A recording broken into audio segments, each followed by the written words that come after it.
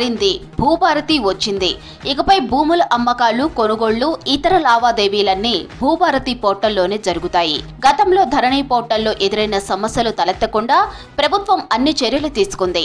రైతులకు అర్థమయ్యేలా 33 మాడ్యూల్స్ ను 6కు తగ్గించి యూజర్ ఫ్రెండ్లీగా పోర్టల్ రెడీ చేసింది రేవంత్ సర్కార్.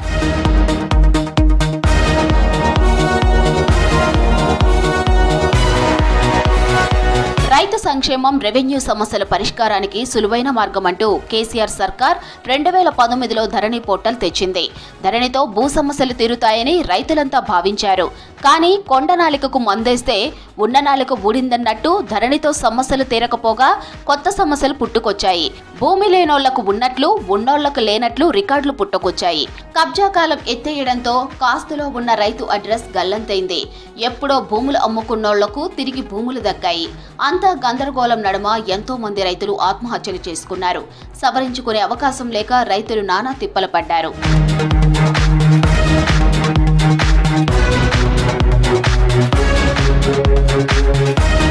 అధికారంలోకి వస్తే ధరణి పోర్టల్ను రద్దు చేసి భూమాత పేరిట ఈజీగా ఉండే పోర్టల్ తెస్తామని అసెంబ్లీ ఎన్నికల్లో కాంగ్రెస్ ప్రకటించింది. అన్నట్లుగానే పవర్లోకి వచ్చిన ఏడాది తరువాత భూభారతి కొత్త పోర్టల్ను తెచ్చింది. ప్రభుత్వం కొత్తగా తెచ్చిన భూభారతి చట్టం సోమవారం నుంచి అమల్లోకి వచ్చింది. ఇక భూభారతి పోర్టల్ను సీఎం రేవంత్ రెడ్డి అంబేద్కర్ జయంతి రోజు ప్రారంభించారు. ఇన్నాళ్లు ధరణి పోర్టల్లో జరిగిన వ్యవసాయ భూముల అమ్మకాలు, కొనుగోళ్లు ఇకపై భూభారతి పోర్టల్లో జరుగుతాయి. గతంలో ధరణి తెచ్చిన సమయంలో భూముల లావాదేవీలకు ఆటంకం ఏర్పడగా ఈసారి అలాంటి ఇబ్బంది లేకుండా ప్లాన్ చేశారు. భూములకు సంబంధించి అప్డేట్ సమాచారం అలాగే ఉంది. ఎలాంటి మార్పులు ఉండవు. రైతులకు అర్థమయ్యేలా ఇంతకు ముందు ఉన్న 33 మాడ్యూల్స్ 6కు తగ్గించారు. యూజర్ ఫ్రెండ్లీగా వెబ్ పోర్టల్ ను అందుబాటులోకి తేవడంతో పాటు ఇతర టెక్నికల్ సమస్యలను తొలగించింది రేవంత్ సర్కార్. భూభారతి ప్రజల నుంచి వచ్చిన సమాచారాన్ని క్రోడీకరించి ఈ రోజు చట్టాలను తయారు చేసి ఆనాటి ముఖ్యమంత్రి మాట్లాడిన మాటలు మీరు చూసిండ్రు. శాసనసభలో ఏ విధంగా మాట్లాడిండో, శాసనసభ బయట రెవెన్యూ సిబ్బందిని, రెవెన్యూ శాఖను ఏ రకంగా దూషించినో మీరు చూసిండ్రు. ఈరోజు కొత్త విధానాన్ని తీసుకొచ్చినాం. ఆధార్ కార్డు ప్రతి ఒక్కరికి గుర్తింపుగా ఈరోజు ఆధార్ కార్డు తీసుకొచ్చినాం. ఈరోజు భూమికి భూదారు తీసుకొస్తున్నాం. ఆధారం మనిషికి ఎట్లా గుర్తింపో భూమికి కూడా భూదారు నెంబర్ ఇచ్చి ప్రతి కమతానికి ఒక ప్రత్యేకమైన నెంబర్ ఇచ్చి ఆ భూమి యొక్క వివరాలన్నిటి కూడా అందులో పొందుపరిచే విధానాన్ని తెచ్చుకుందాం. భూభారతి చట్టంలోని అన్ని అంశాలు ఒకేసారి అమలు చేస్తే సమస్యలొచ్చే ప్రమాదం ఉందనే ఒక్కొక్కటిగా అమలు చేయాలని నిర్ణయించింది. ఇక చట్టంలో మొత్తం 23 అంశాలు పెట్టారు. ప్రతి సెక్షన్ అత్యంత కీలకం కావడంతో ప్రతిదీ వెబ్ పోర్టల్కు లింక్ చేసేలా ఏర్పాట్లు చేస్తుంది. ముందుగా ఈజీగా ఉన్న వాటన్నింటినీ అమలు చేసి ఆ తర్వాత టెక్నాలజీని జోడించి ఒక్కోదాన్ని అమలు చేయాలని ప్రయత్నిస్తుంది ప్రభుత్వం.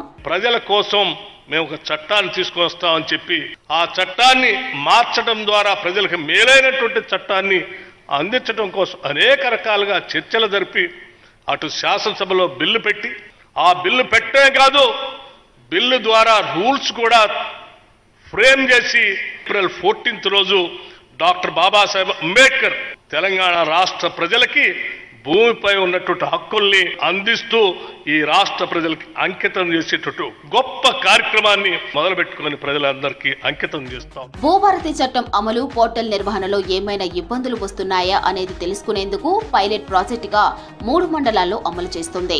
నల్గొండ జిల్లాలోని తిరుమలగిరి సాగర్, రంగారెడ్డి జిల్లాలోని కీసర, సంగారెడ్డి జిల్లాలోని సదాశివపేట మండలాన్ని ఎంపిక చేసింది. ఈ మండలాల్లో 100% భూ సమస్యలను పరిష్కరించే విధంగా చర్యలు చేపట్టనుంది ప్రభుత్వం.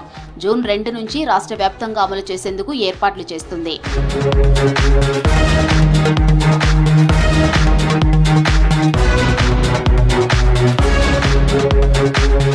ఇకపై రైతులు భూమి రిజిస్ట్రేషన్ చేయాలన్నా, యజమాని పేరు మార్చాలన్నా, భూముల మీద ఏమైనా లిటిగేషన్లు ఉన్నా అప్పీలు చేయడానికి ఒకే చాట భూభారతిలో పరిష్కారం దొరుకుతుంది. ఇంతకు ముందు కోర్టులకు వెళ్లే పరిస్థితి ఉండగా ఇప్పుడు ఆ విధానానికి చెక్ పడింది. రికార్డ్ ఆఫ్ రైట్స్ లో తప్పులు సవరించడం, వ్యవసాయ భూమిని వ్యవసాయేతర భూమిగా మార్చడం వంటి పనులు అన్ని భూభారతి పోర్టల్ ద్వారా ఈజీ కానున్నాయి. ఇవే కాకుండా భూమికి సంబంధించిన ఇతర వివరాలు తెలుసుకోవాలన్నా అన్ని అందుబాటులో ఉంటాయి. ఒక గ్రామంలో నిషిద్ధ భూముల వివరాలు తెలుసుకోవాలన్నా సర్వే నెంబర్ లేదా పట్టాదారు పాస్బుక్ నెంబరుతో భూమి హక్కుల గురించి ఆరా తీయాలన్నా ఈ పోర్టల్లో అందుబాటులో ఉంటాయి. భూమి మార్కెట్ విలువ ఎంతుందో కూడా సర్వే నెంబర్ ఆధారంగా తెలుసుకోవచ్చు. భూ లావాదేవీ వివరాలు తెలిపే ఈసీ కావాలన్నా, రిజిస్టర్ పత్రాల సమాచారం కావాలన్నా పోర్టల్లో ఒక్క క్లిక్ చేస్తే చాలు అన్ని సమాచారాలను అందిస్తుంది. భూముల ఫీజులు ఆన్లైన్లో చెల్లించే ఈ చలాన్ సౌకర్యాన్ని అందుబాటులోకి తెచ్చింది రేవంత్ సర్కార్. గతంలో ధరణిలో తప్పులను సవరించడానికి రెవెన్యూ అధికారులకు ఎలాంటి అధికారాలు ఉండేవి కావు. ఇక ధరణి సమస్యల పరిష్కారం కోసం అప్పటి ప్రభుత్వం జారీ చేసిన సర్కులర్కు ఎలాంటి చట్టబద్ధత లేదు. దీంతో ధరణి సమస్యలు తీరాలంటే కోర్టులను ఆశ్రయించాల్సి వచ్చేది. పాత ఆర్ఓఆర్ చట్టంలో ఉన్న అప్పీల్ వ్యవస్థను రద్దు చేయడంతో ఈ పరిస్థితి ఏర్పడింది.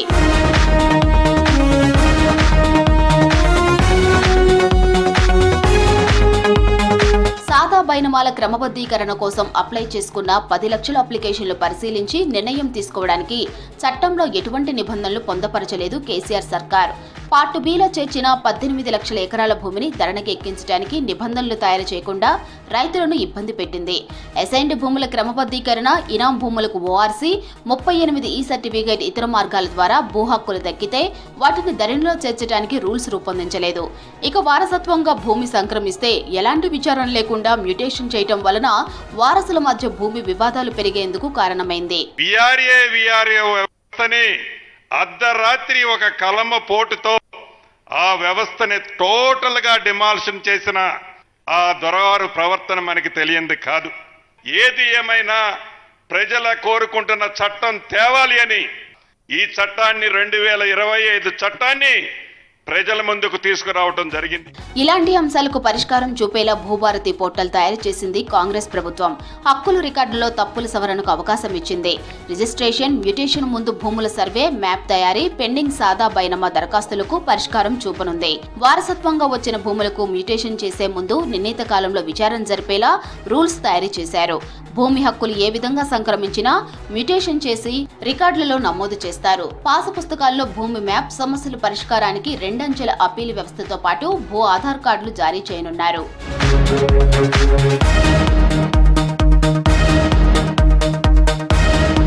ఇంటి స్థలాలకు, ఆబాది, వ్యవసాయేతర భూములకు హక్కుల రికార్డ్స్ మెయింటైన్ చేయడం, రైతులకు ఉచిత న్యాయం సాయం అందించే చర్యలు తీసుకుంది ప్రభుత్వం.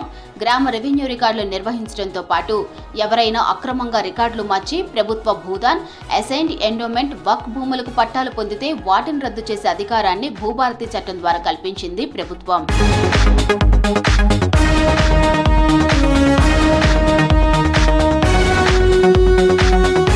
మొదటి వారంలో వీఆర్ఓ వ్యవస్థను అమల్లోకి తేనుంది సర్కార్. భూభారతిలో ఎంఆర్ఓ స్థాయి నుంచి సీసీఎల్ఏ వరకు సుమారు 5 స్థాయిల్లో భూ సమస్యల పరిష్కారానికి అధికారులను వికేంద్రీకరించింది ప్రభుత్వం. ప్రజల ఫిర్యాదుల లెక్కల ఆధారంగా ట్రిబ్యునల్ ఏర్పాటుకు సిద్ధమైంది. ప్రస్తుతం చేపట్టిన పైలట్ మండలాల్లో ప్రతి గ్రామానికి తహసీల్దార్తో పాటు అదనపు కలెక్టర్ స్థాయి అధికారులు వెళ్లి భూ సమస్యలను పరిష్కరిస్తారు.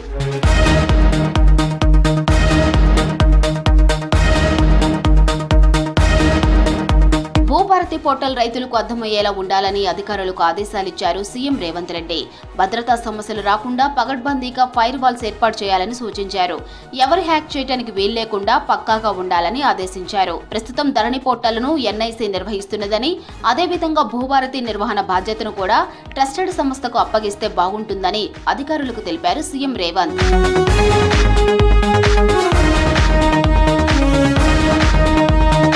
ధరణితో ఎంతో మంది రైతులు ఇబ్బందులు పడ్డారు. ప్రభుత్వం కొత్తగా తెచ్చిన భూభారతితో సమస్యలు తీరుతాయనే ఆశతో ఉన్నారు రైతులు.